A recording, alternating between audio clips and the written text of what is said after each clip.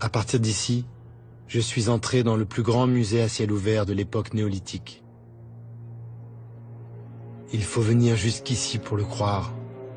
Il faut voir la cité de Séphar, la plus grande cité troglodyte au monde.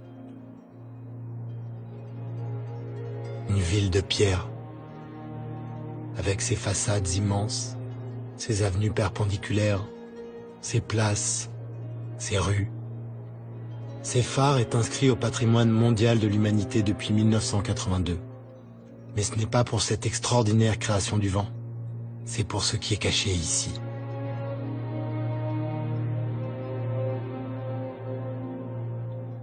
« 15 000 dessins et peintures rupestres ornent les murs de cette monumentale cité naturelle.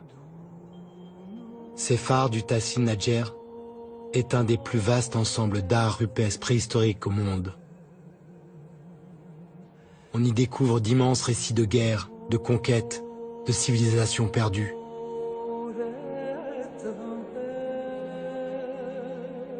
On découvre aussi combien ce désert n'a pas toujours été aride. C'était une savane, un monde peuplé de girafes, de buffles ou de rhinocéros. 15 000 œuvres qui racontent 6 000 ans de changement du climat, de migration de la faune et d'évolution de la vie humaine aux confins du Sahara, comme un grand livre du désert.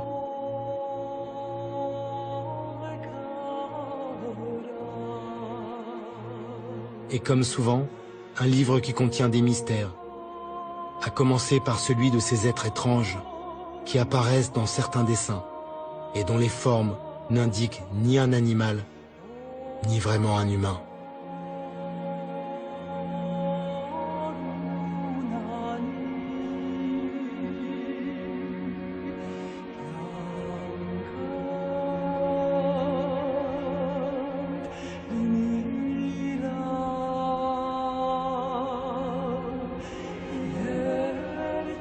Rares sont les voyageurs qui s'aventurent au-delà de la cité de Séphar. Personne ou presque n'arrive jusqu'ici. Aux confins de l'Algérie, j'ai vu le Tadrart rouge. J'ai contemplé l'infinie beauté du monde, pour m'en souvenir à jamais.